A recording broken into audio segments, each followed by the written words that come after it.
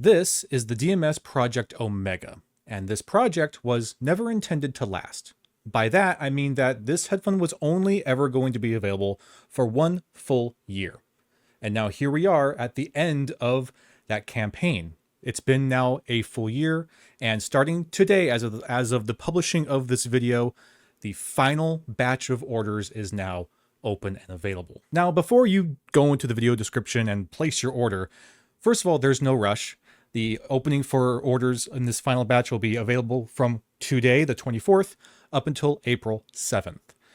So stick around, watch the whole video, because we've got a lot to talk about with this headphone. I don't have just a overview and a review of this headphone to provide you today. I have a 1 year's ownership perspective I get to share with you as well. So I suggest you get comfortable, stick around, because we have a lot to talk about.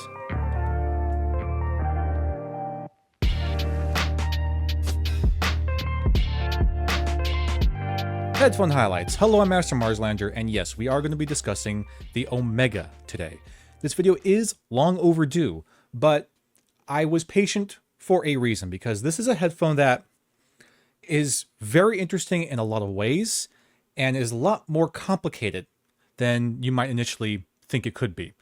This headphone took me some extra time, and I dedicated extra time to make sure that I had a full understanding of it before actually creating a video about it, because this is not a typical headphone, and it's going up against some really strong competition in its price range. So I wanted to take my time, make sure I had a full understanding of this headphone before we've discussed it on camera like this. And yes, we definitely have a lot to talk about. So first, let's go ahead and discuss the whole campaign of this headphone and what DMS Douglas was kind of envisioning for it. Like I said, this headphone was only available for purchase for 1 year, and currently right now is the last chance to grab one if you want to order one complete like this in hand. But after this final batch of the Omega is fulfilled and shipped out, DMS is going to be sharing the open source of this headphone, sharing its design schematics so that people could potentially make their own or some variation of it. It's not going to be an easy feat to make one of these, especially if you want to have the durability of the existing model, because it does require some specialized tooling, some specialized, production to actually make one of these things. But the point is, he's going to open source everything so that you could potentially make your own, or other manufacturers can make their own variants of it. So very, very cool stuff. Now you might have the question, why does DMS only want this headphone to be available for 1 year? Well, he kind of breaks this down in his video about the Omega. First and foremost, he doesn't want to be a headphone manufacturer. Who the heck would? It kind of sounds like a nightmare to me. So I could definitely respect that. He doesn't want his whole career to be manufacturing and selling one headphone. That's not his passion. He wanted to make this out of passion, right? He says that this is his love letter to audio, but selling it and making it forever is not really his vision, and I can definitely respect that. But also, DMS is a big proponent and major open source nerd. So he wanted to not just make a headphone, but also a headphone that other people could potentially innovate on and build upon. And that's just really, really very cool. I think that's super dope, and I'm really looking forward to see what other people might be able to do with this design once that open source is available for the masses. Project Omega.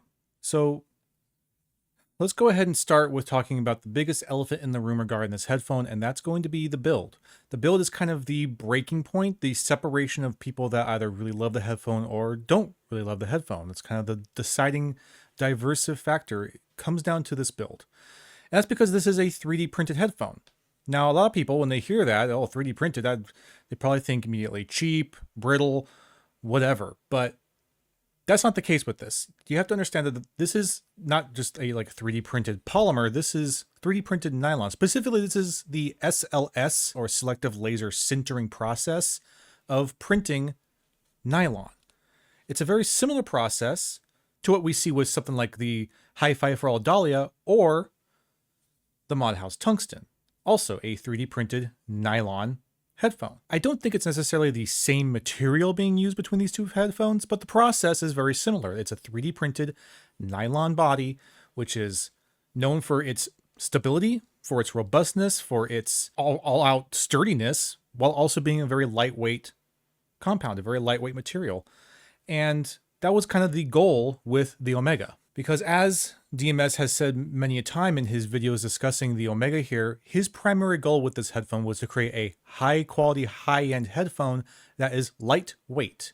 And that's exactly what he accomplished. This nylon 3D printed material means that this giant full-size headphone, and make no mistake, this is a big honking headphone, is extremely light at only about 300 grams.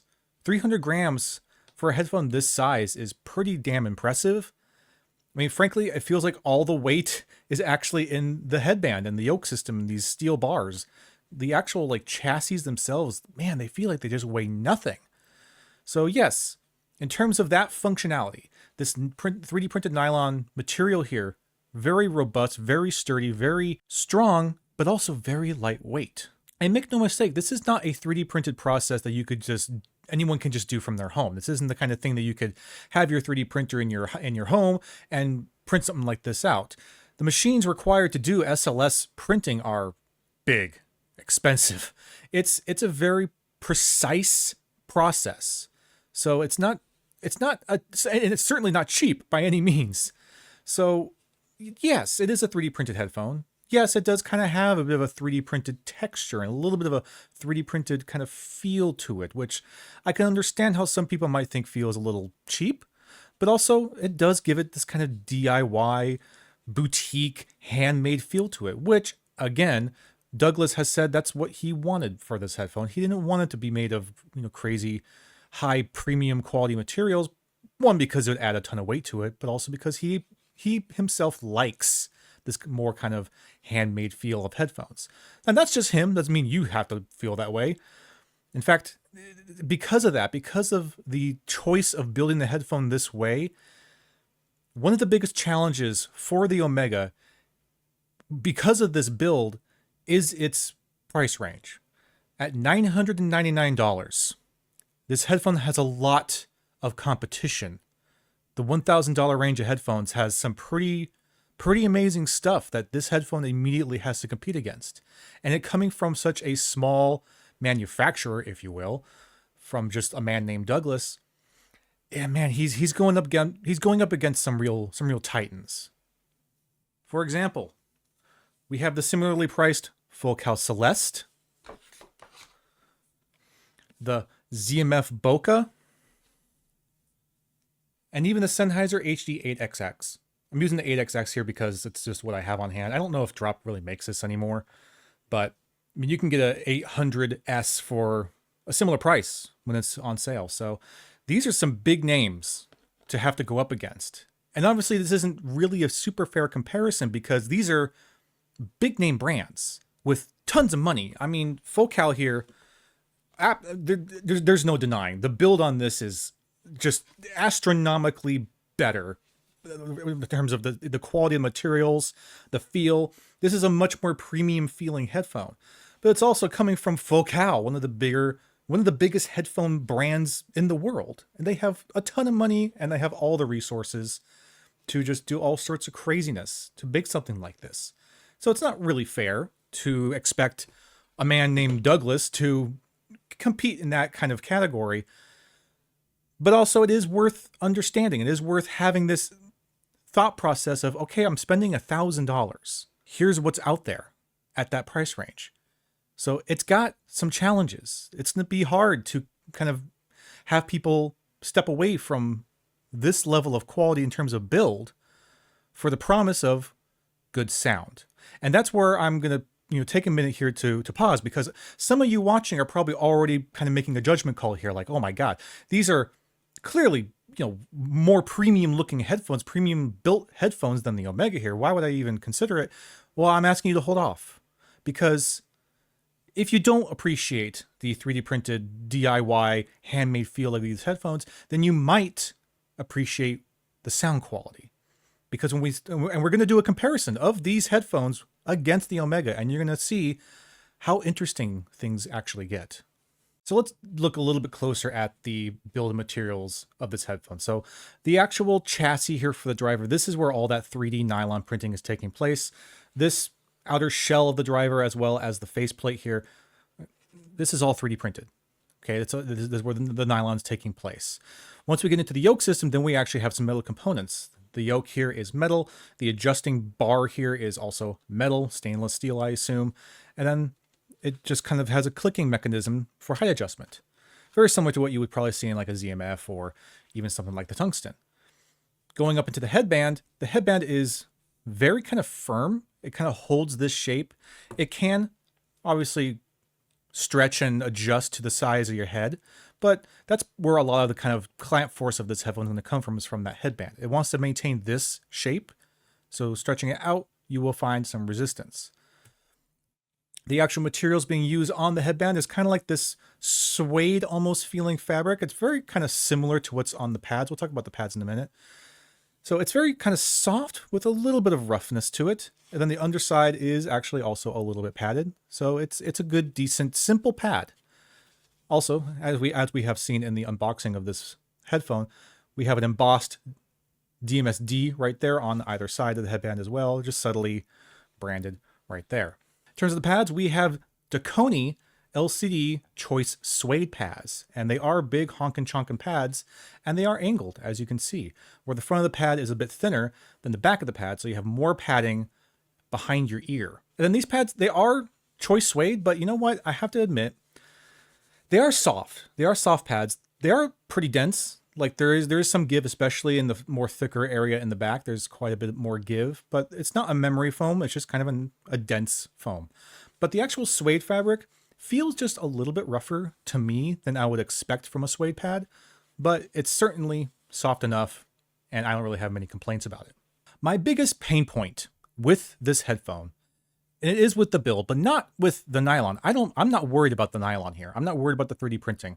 My biggest pain point is with the headband, specifically the yokes, because the yoke system here offers you endless swivel and endless tilt. It'll go in and out, full articulation, which on paper sounds really good. The problem is they're extremely wobbly. There's really no kind of tension to it. So that means that the headphone is extremely loose. So when I try to pick it up, this is why you see it be having the headphone in this position all the time, flat like this, because trying to have the headphone in a standard headphone position is really, really difficult because it always wants to kind of go some other direction. I'll show you what I mean. If I go to try to pick up this headphone, look at that. The pads just like go flat and kind of like just spin around. And what that ends up happening for me a lot of the time, if I just have this headphone on the side somewhere, it flops around. If I pick it up, oh no, now the orientation's all messed up. Like, look at this. Like, yeah, this is a pain in the ass for me. I'm going to have to be honest about this. Because now it's like, okay, well now the orientation's off. Where's the right channel? Where's the left channel? This has to come back like this to orient. Oh God, they're still the wrong way. It's a pain. It's very frustrating. So yeah, I do wish there was a bit more, I guess, tension in the yoke so that it would hold just a general headphone shape more easily. You know, something like, again, the tungsten does a much better job with, I feel. It can also swivel all around and everything, but you know, it at least maintains kind of a headphone shape when you're just holding it. The Omega really struggles with that. It's a nitpicky thing because when you are actually wearing the Omega on your head, it's a non-issue. It fits on your head and stays in a headphone position without any problem whatsoever. It's just when it's not on your head and it's just kind of sitting around the desk, it just becomes really floppy and just goes all over the place. Like, it's frustrating. It can get frustrating when you're someone like me who has to go, you know, switching around headphones to different sources and testing out headphones against each other all the time. It's a little frustrating. But other than that, the headband's good. Other than that, the body, the shell is good. It's a good sturdy frame and it feels, you know, very DIY and handmade and very, very nice. It's just a little too wobbly for me. So talking a little bit more about the specs of this headphone, this is a 50mm dynamic driver headphone. It is fully open back. The driver's right there. There's like nothing behind the driver. This is about as open as a headphone can possibly get. They have 32 ohms of impedance at 98 decibels of sensitivity, and they accept dual entry 3.5mm connectors. And the chassis here are actually symmetrical. The way that they were designed for doing the production was so that they only had to have one design to be able to do both sides. So very efficient, and it still works perfectly well. But you'll notice how mine kind of like look like they're tilting inward a little bit. Well, that's because you can actually adjust how the cups here, the driver chassis, sit in the headband. If we look at the side right here, you see these extra holes. That's because you can unscrew the yoke system and then reattach it to these different holes that kind of angle the driver however you want to angle it. So they are symmetrical, but also you can angle them however way you really want. And then once again, because of this material being used, they are extremely lightweight. Huge full-size headphones, only 300 grams. Insane. In terms of included accessories that you get with your Project Omega, you really only get one thing, and that is this cable. And I'll start out by saying this is a pretty freaking fantastic cable. It is built remarkably well. The connectors are lovely, and if you had the stock red cups, it would be a really great match. But this cable really is such a good cable. It is a simple, just 1/4 inch, non-adapter, non-adjustable, just a straight up 1/4 inch with a big, nice metal chonky termination. It looks fantastic, and these patterns here are actually embossed in the metal. It feels super cool on your finger, nice and textured. It's great, and the paint job on the red here is just gorgeous. It's really, really well done. Going into your Y splitter, you get more of the same. It even says, "Listen more." There you go, listen more, and you will, because this cable is really, really excellent. And it does, again, terminate to very simple 3.5mm. And they are also labeled R and L for left and right. They're great. They're really, really great. All the connectors and the splitter are all metal. And the actual cable itself, from your connecting ends, are a 2-weave that go down to your splitter and become this really, really lovely, elegant, like, look at that. Whatever you would call this weave, some sort of like Celtic weave, I don't know, but it's great. It's really, really nice.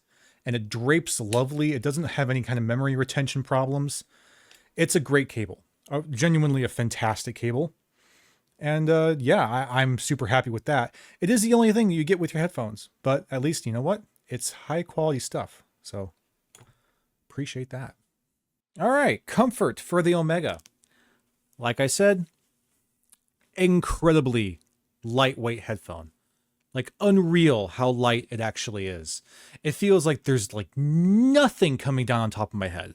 Nothing at all. I know I talked about how the headband's a bit kind of on the stiffer end, but the headphone itself is so freaking light. I have like no weight on top of my head at all. Yes, it is touching the top of my head, but it's not really compressing at all. Nothing. It's amazing. The only weight I really, really feel, and I wouldn't even call it weight. It's not the weight that I feel. It's the clamp force. I feel the clamp force from the headband, how it's kind of resisting stretching and fitting to my head. But the clamp force is extremely manageable. This is remarkably comfortable. Remarkably comfortable. I got the cable here, and yeah, no microphonics at all. And the cable is so kind of lightweight and drapey that it really doesn't add any additional weight to the headphone. This is a really, really nice place to be. I'm super cozy. These Dakoni pads are huge, and they form fit around my ear pretty much perfectly. The very, very tip end, back end of my ear is kind of touching the inside of the pad, but otherwise they're just kind of freely floating inside of the pad. And if I adjust the pad a little bit, yeah, there you go. Now my ear's not even touching the pad at all. So huge amount of ear volume in the pad. And the pads are just, this is so nice. This is such a nice place to be. And as you can see, it fits and forms to my head without any issue. That floppiness I was complaining about with the yoke system, it's not a problem once the headphone is actually on your head. It's only when you're moving the headphone from either your headphone stand to your head does it ever become obnoxious. But once it's on your head, a complete non-issue. This is fantastic. Fantastic. Oh my gosh. Because the drivers are a perfectly round shape, there's no kind of like point in the shape of the chassis where the weight's going to like pressure on that specific point. So I have nothing like doing extra pressure anywhere on my jawline. It's so nice. This is such a ridiculously comfortable headphone. And that is why, yeah, we're going to go ahead. We're going there. We're giving this a Cloud 9. Cloud 9 of comfort. Oh, it is remarkably comfortable, remarkably lightweight. This is a really nice place to be. Before we dive deep into sound, and we're going to dive deep, there's actually a frequency response that I can share with you about this headphone, because every Project Omega that is manufactured and shipped out gets individually measured, and that measurement is provided to you, the owner. So here is what my headphone measures. This is how my exact headphone measures according to how they rigged and measured it before they shipped it to me. So that's the frequency response of my specific headphone. Now, in DMS's video about the frequency response of the Project Omega, he talks about how the kind of targeted frequency response was that of something like the HD6XX. So let's keep that in mind as we talk about sound moving forward. And also, we will be doing a direct comparison with the 6XX a little bit later. Okay, we've talked build, we've talked comfort, we've talked about everything else except the most important thing. How does it sound? One important aspect of this headphone in the 1 year of ownership I've had with it is that it is a very transparent headphone. What I mean by that is that its sound profile is going to change depending on your output source. This means that very linear solid states sound very clinical and precise, like a very well-honed knife edge, while OTL amps sound warm and gooey and creamy, like warm coffee in a ceramic mug. But we're going to go ahead and try and break this down in general terms, how it mostly sounds through most devices, kind of the sum of all things. It is a very neutral headphone, very neutral and remarkably clean. Almost, I would say, crystalline. Is that even a word? Starting with the sub-bass performance, you have really great bass extension out of this. More bass extension deeper into that sub-bass region than you get out of the 6XX. And the quality of the bass is wonderful. Very high quality bass, very natural bass, and very well controlled and mature bass. It's not overstating itself. It's not booming and bleeding and blooming everywhere it needs to not be doing that. It keeps everything controlled and corralled where it needs to be, and has this very mature and sophisticated approach to presenting bass while also making the bass still very impactful, punchy, and fun. So the mid bass isn't tremendously explosive or thunderous, but is definitely robust and punchy while not veiling into your mid-range. Keeps everything well established and well refined.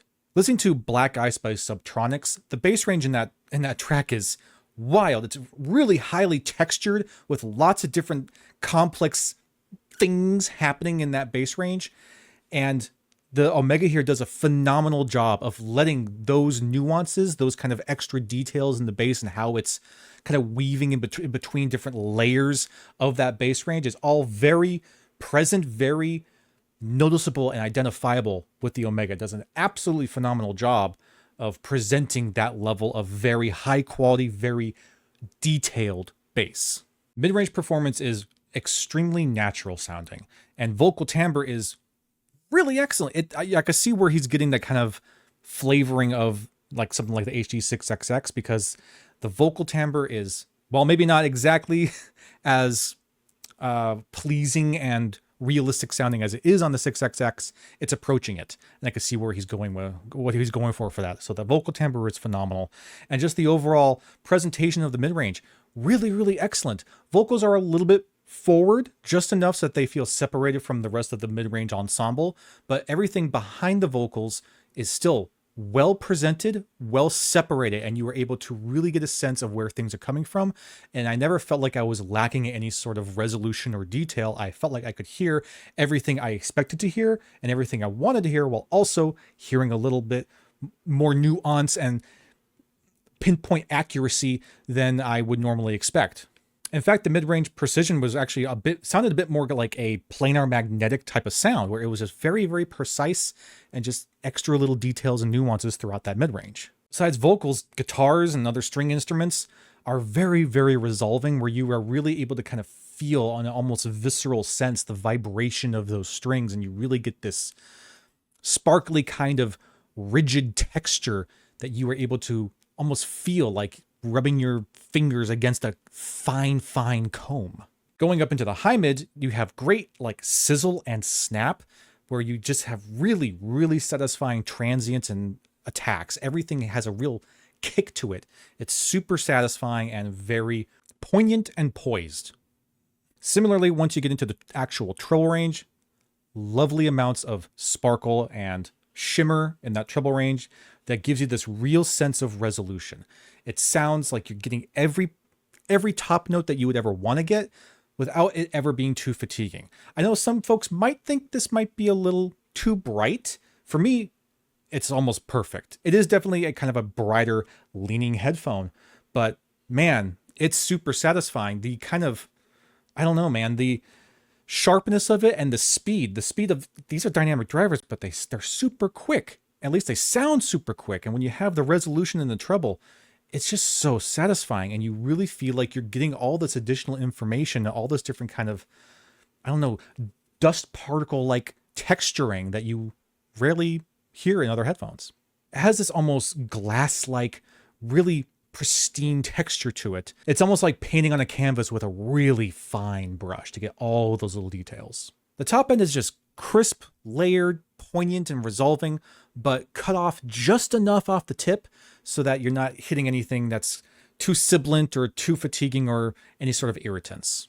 Talking technicalities, this is an extremely open back headphone. I mean, it doesn't get much more open than this. So the soundstage is fantastic. It is definitely a much wider soundstage than you get out of the 6XX. So there's a big shift in the sound presentation from that alone. And the result from this soundstage is that you have what are kind of very intimate vocals, but also just this really wonderfully immersive and spacious sound engulfing you all around you. Imaging is also great with really, really wonderful positioning, very accurate and precise, and everything is very carefully layered and separated. I feel like I'm getting extra kind of distance nuances, not just in like hearing certain frequencies, but actually feeling this sense of distance and where things are positioned, not just in a kind of horizontal or vertical way, but also like in a Z-axis sort of way. It's phenomenal. Now, while it is a very neutral sounding headphone, very, very well tuned and just very kind of evenly balanced, it's by no means boring or sterile. It has a wonderful dynamic range that keeps everything sounding energetic and fun, and it's just delightful. So now that we have a good general understanding of the sound profile for Project Omega, let's do some comparisons, starting with the 6XX, Sennheiser HD 6XX. This is the headphone that Douglas said that was kind of the target frequency response for the Omega. He said there was a very similar response that you would get from the 6XX. What's interesting, though, is that while they might measure similarly in frequency response, these are very different presentations of sound. The HD6XX here is much more vocal forward with a bit more warm and pleasing vocal timbre. The 6XX also feels more intimate in the mid-range, with kind of an ease and skillful illustration of sound all around you. In contrast, the Omega tries to keep things a bit tighter, with more attention to nuances and more nitpicks, and then also is a more concise, evenly balanced, and leveled sound presentation all around. So while maybe kind of similar in tone, very different kind of approaches to that particular frequency response. The ZMF Bokeh. Now, the Bokeh is a closed back dynamic, so not necessarily the best comparison, but again, similarly priced, so we're going to go for it. Off the bat, the Bokeh is definitely a much warmer, smoother, and more musical sound than the Omega. It's a beautiful, beautiful sounding headphone that has more of an artistic flair to it, more kind of an artistry to how it sounds, versus the Omega's more kind of precision. The Bokeh have a heavier low end that gives it some extra sort of weight and mass in the bass range, and a mid-range that feels kind of wider separated. The Omega claps back with a mid-range that, while maybe not as separated, feels more nuanced and maybe even a bit more detailed than the Bokeh here. And interestingly enough, both are almost equally efficient to drive. The Focal Celestia, what an incredibly well-made headphone. Oh my gosh. Anyway, this actually presents a very similar approach overall to the sound profile of the Omega. These sound pretty close together. They're both neutral and detailed and lean towards a kind of more analytical approach to sound. However, unlike the Celestii, the Omega is able to present this level of detail, nuance, and tuning without being boring. My biggest kind of complaint about the Celestii, even though it was a very neutral and clean sounding headphone, it was just flat. It didn't have any like engagement to it. It just sounded super, super boring. Just way almost too analytical. First of all, the Omega, being the open back headphone here, is able to offer significantly more soundstage than the Celestii. One of the biggest kind of complaints I had with the Celestii was that the soundstage was so narrow. It kind of, again, contributed to this very narrow, even, very uninteresting kind of sound. So the Omega is kind of like a Celestii that has been opened up and released, allowed to kind of breathe freely, but also includes a much better dynamic range to make it a lot more energetic and a lot more fun to listen to. So you're getting a lot of the same benefits that you get with the Celestii in the Omega, but the Omega is just so much more fun to listen to. The HD8XX drops a little variant of the HD800S. And some people didn't like it, and that's fine. But it's still on here anyway, because again, the HD800S on sale can kind of get into this price range. So it's good to kind of have a little bit of that comparison here. And how interesting that we are actually making a comparison to something as kind of legendary as the Sennheiser HD800 sound with this, a little homemade DIY enthusiast in a small little manufacturer here. Ooh. So the 800s here obviously offer their big kind of gimmick is their huge, enormous soundstage. And yeah, the Omegas here can't quite compete with the soundstage performance of the 800s, but you know what? They get a lot closer than you might expect. They get a lot closer than I was expecting. So the Omegas here are they sound huge, just maybe not quite as huge as the 800s. With its staging, the 800s also have a warmer and more kind of relaxed tonality to them, while the Omega sounds quite a bit more precise and natural. Compared to the Omega, the 800s actually sound almost kind of dark. They're definitely less nuanced, less intimate, and in some ways almost sound a bit more sluggish in comparison. So the Omega might not feel quite as cozy as the HD 800s here, but they are definitely making up for it with speed, snap, slam, and punch, just providing a much more nuanced and detailed listening experience. And now for a bonus comparison, the Harmonic Dyne Plus Z Eris. I'm bringing this guy out here too because it's another, hi-fi audio reviewer who has his own headphones. So I thought it would be fun to kind of compare the two here. This is nowhere near the price range of the Omega, but still the idea here is just fun to me because if we're going to go ahead and do comparisons here, the Eris, what can I say? The Eris and the Omega are just about the most opposite from each other that a headphone can possibly get. The Eris just kind of flips the bird and goes straight for fun. Like it doesn't care about anything else. It's just there to have fun and go crazy with just maddening amounts of bass and this plush, warm feel in both sound and build and presentation. It doesn't care. It's just there to have fun, and it's gratuitous in its fun. In contrast, the Omega sits here almost like adjusting and straightening its silk tie to maintain a level of decorum and maturity and just keeps things much more refined and balanced. So very opposite headphones from each other, which I think speaks a lot to their personalities too, that's just fun. So it's been a very interesting year with the Omega here. It's a headphone that really kind of, I don't know what my expectations were going into the Omega when I first ordered it. I first heard it at Can Jam when Douglas was there just kind of showing off his like prototype before he even announced the headphone was actually going to be made. And it was amazing. Even there on the floor with all that noise, it sounded incredible. And that was the kind of like resolution for me to be like, oh man, I got to jump on this thing once it becomes available because yeah, that prototype sounded great. And this sounds great. And now here a year later, yeah, there's a lot of competition out there, especially at this price range and headphones doing new things, new innovations. I still feel like the Omega kind of stands out. It's this very handmade feel. It's very boutique. It's very, Like you can get a sense that there's been some love put into this. Does it hit every mark? No. No, it doesn't. But where it counts, at least for me, it really counts. I mean, it takes certain sounds, certain profiles that are kind of familiar, you know, something like the Celesti, just this really wonderfully neutral sounding headphone. But it takes that approach, that sound profile, and then, as I would expect from someone who has an affinity for sound and has a love and appreciation for sound, makes that sound fun and engaging, and you want to sit down and listen to it. It's not just this boring, flat, even distribution of sound. It's engaging. It's fun. It's audiophile, man. So now, here we go asking the question. Do the DMS Project Omegas belong on the headphone wall? Yeah, of course they do.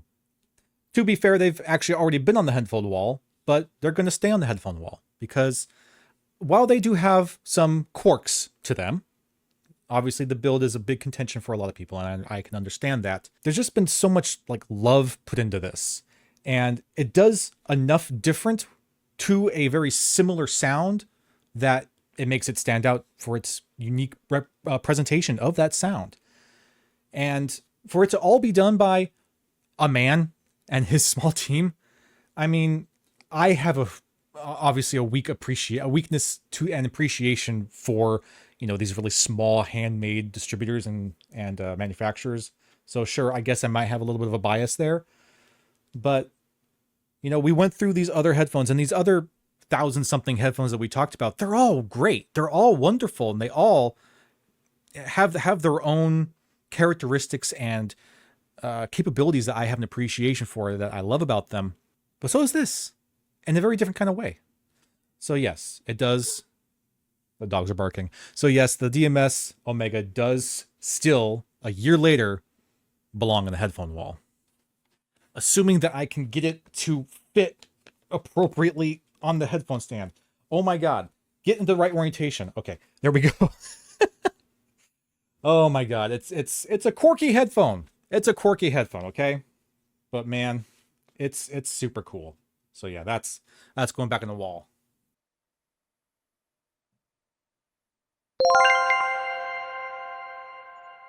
Now, again, I want to reiterate that this is the last batch available to order the Omega. If you go into the description of this video, you'll find a link to headphones.com to the Omega page where you can place your order. Shipments usually take a couple of months to actually go out, but now is kind of the last chance to grab one. This is it. You have between today, the 24th, up until April 7th to place your order. Has this video given you any kind of insight of whether or not this is a headphone you want to invest in? I hope it gave you some insight and may help you make some sort of decision, because this is the last chance, at least to own it the way that it is right now.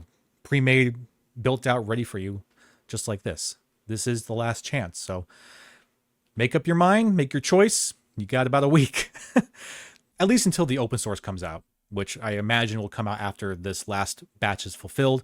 And then who the heck knows? Who the heck knows what's going to be out there, what people are going to start making based off of this? I'm really looking forward to that. That's going to be like the Wild West. It's going to be freaking crazy. So there you go. DMS, Douglas, congratulations, man. 1 full year of the Omega. It's great. I do love it. And it's going to be on that wall until it's not. We'll see. We'll see what the future holds. But